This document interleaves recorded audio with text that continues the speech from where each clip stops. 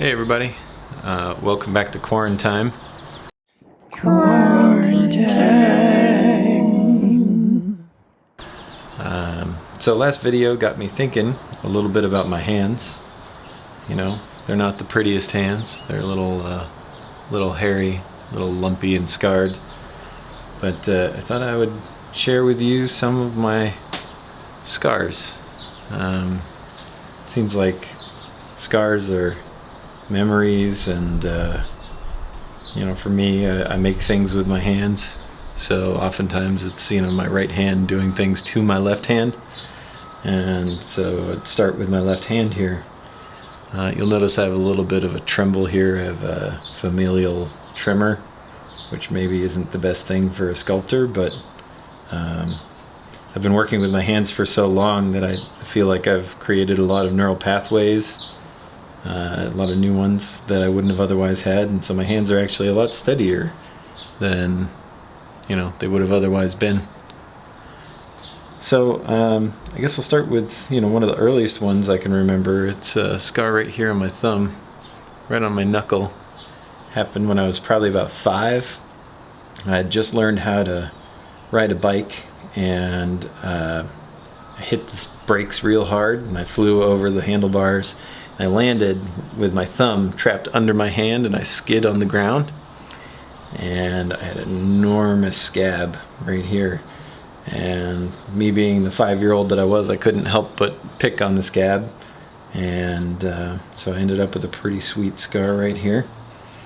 A lot of my scars on here are cuts and things from welds, you know. Let's see, I used to have a pretty good one somewhere up here. I don't know. I mean, this whole thing got me thinking a little bit about my dad. My dad went to Catholic school, and he used to have scars all over his knuckles, and from where the nuns would hit him with the ruler. There was one story he told where, you know, those wooden rulers that have the metal edge, and a nun turned, and she went to whack him in the knuckle, and she accidentally turned the blade of it down, and it hit him right in the knuckle and just started shooting blood. And she yelled at him and told him to go to the principal's office.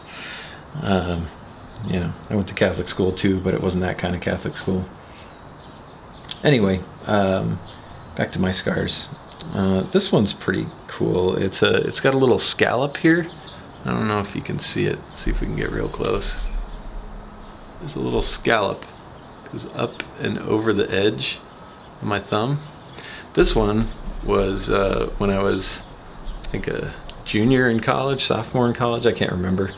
And I had stayed up too late on watching QVC, and I was watching, you know, the knife hour, you know, like you do when you're like 20 years old.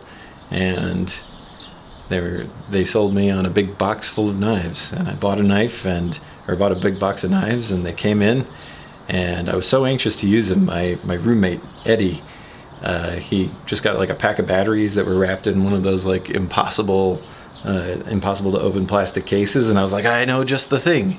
And I ran and I got my new big tactical knife thing, and I flipped it open, and I started trying to cut it open, and it went right through and cut right down, right on the round part of my thumb, so it was like a little flap hanging back. And I immediately stuck it in my mouth, which is not what you're supposed to do. You should put pressure on it. But I stuck it in my mouth, and I ran to the bathroom, and I was trying to like press it down with my tongue while I was holding it in my mouth, and then with my other hand I'm trying to undo a band-aid as best I can, and then when I went to like pull my hand out and wash it off, blood just dumped out of my mouth into the sink. And then I, you know, pressed down, washed it, and then pressed down as hard as I could and wrapped the band-aid around. And then, you know, I had a misaligned thumbprint for several years. That was kind of interesting. So that was fun. Let's see. A related story. I have 2 scars here, but I could have sworn I only had one. Let's see if I can zoom in on that one too. Yeah. Right here, right across the knuckle. You can kind of see it here. I was up in the attic at my parents' house, and I was trying to help out. I was putting shims up in the up in to hold insulation in, and so I found in the attic a giant tactical knife that I had purchased in that one big purchase when I was living in Virginia. One big purchase, and I got that, and I was cutting shims out of big 2x4s, and I was just cutting them, and it slid right down and chopped me right there, and I saw white, and I was like, oh no, that's not good. So I grabbed it as tight as I could, and I ran downstairs, and I was like, don't look at this, you'll faint. And I was like, I need to go to the doctor, and I ended up getting several stitches right across there. So that was fun. You know, I've got some welding burns.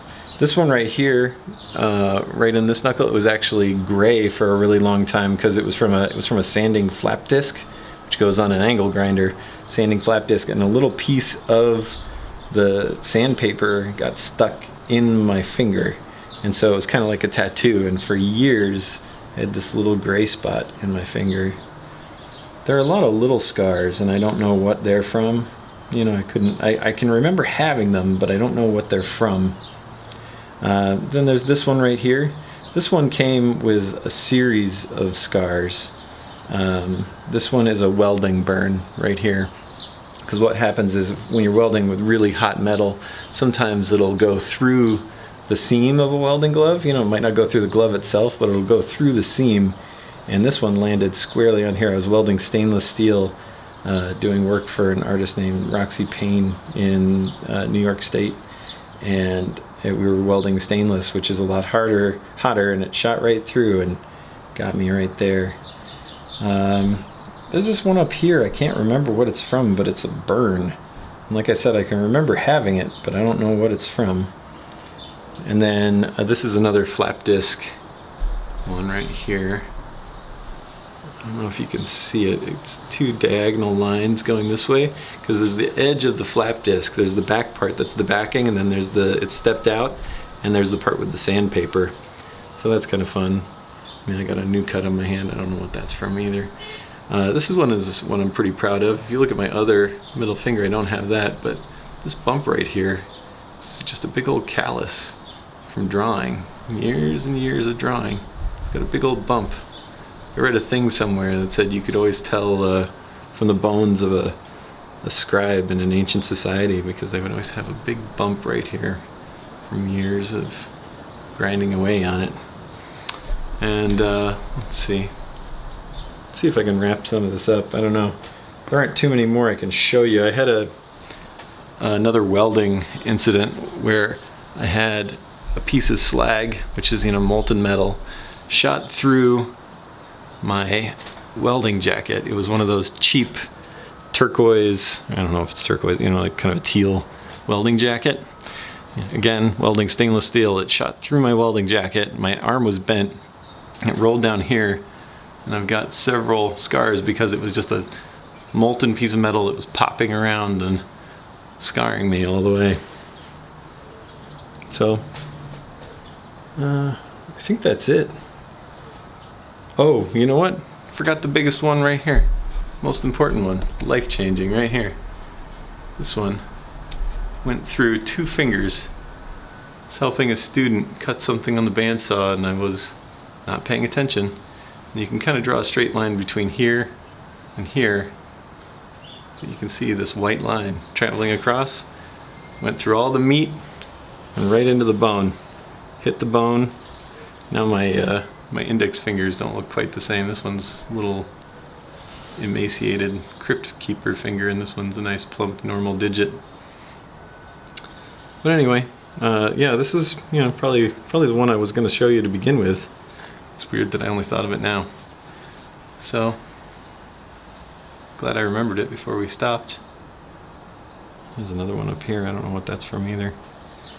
But anyway, yeah, hope this was at least interesting. I don't know. So, that's it from Quarantime. Hope you guys are feeling good. Know that I'm thinking about you, and yeah. Alright, take care. Bye.